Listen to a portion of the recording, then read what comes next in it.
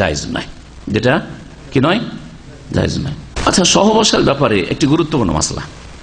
সহবাসের ব্যাপারে এইরকম অনেক সময় হয় যে স্বামী হয়তো খুব বেশি পরিমাণ চায়, স্ত্রী মোটেই চায় না, তেমন কম চায়। তাহলে কতটা পরিমাণ স্বামীর দাবি করার অধিকার আছে? জি, বছরে একবার, বছরে 4 বার, মাসে একবার, হ্যাঁ মাসে একবার, অথবা সপ্তাহে একবার, বা দিনে একবার, বা দিনে 2 বার, কতবার? জি, এ সম্পর্কে কি জানা আছে আপনারা বলেন। মাশাআল্লাহ, অধিকাংশ লোক বিবাহিত, তাই না? বিবাহিত এর জবাব দিবেন যতটা প্রয়োজন।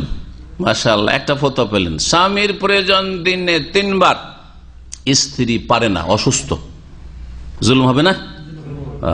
এই ফতোয়া ঠিক হলো তাহলে উভয়ের সম্মতির মাধ্যমে, উভয়ের সম্মতির মাধ্যমে।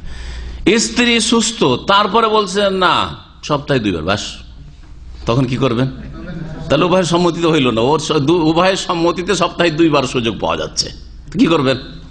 হ্যাঁ বলেন, তাহলে এই ফতোয়া ঠিক হল না, হলো? জি হ্যাঁ, শোনাই ভাষ্যকারদের, ওলামায়ে কেরামদের ভাষায়, বড় বড় যারা ওলামায়ে কেরাম, আমরা তো ছাত্র, তালেবে ইলম, তো ওলামাদের ভাষা শোনাই।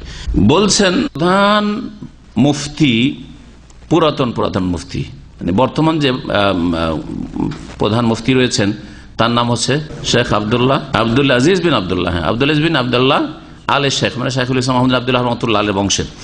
আর তার আগের প্রধান মুফতি ছিলেন শেখ আব্দুল আজিজ ইবনে আব্দুল্লাহ বিন বাজ, সংক্ষেপে ইবনে বাজ বলা হয় রাহিমাহুল্লাহ।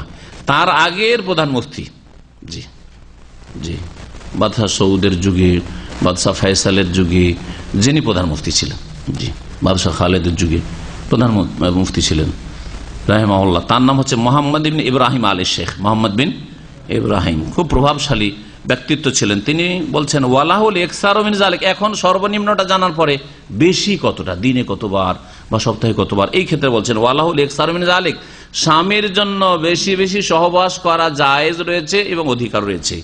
লা ইয়াতাহাদ্দাদু বিহাদ্দিন, তার কোনো সীমানা নেই যে এর 2 বারের বেশি চলবে না, দিনে 3 বারের বেশি চলবে না, এরকম কিছু নেই।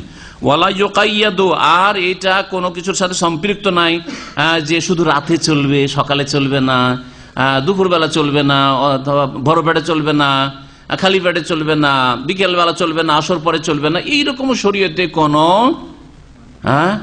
বাধ্যবাধকতা নেই।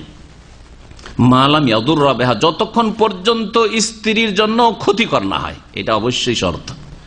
যদি দেখা যায় যে দুর্বল মহিলা আর স্বামীর একাধিকবার সহবাসের কারণে শারীরিক দিক থেকে সে ক্ষতিগ্রস্ত, তাহলে তখন ঠিক হবে না, তখন জায়েজ হবে না। এই জন্য মালাম ইয়াদ, যদি স্ত্রীর ক্ষতির আশঙ্কা না থাকে তাহলে এর পরিমাণের ক্ষেত্রে, কতবারের ক্ষেত্রে নেই, আর কোন সময় যাবে, সময়ের ক্ষেত্রে কোনো সময় সীমানা নেই।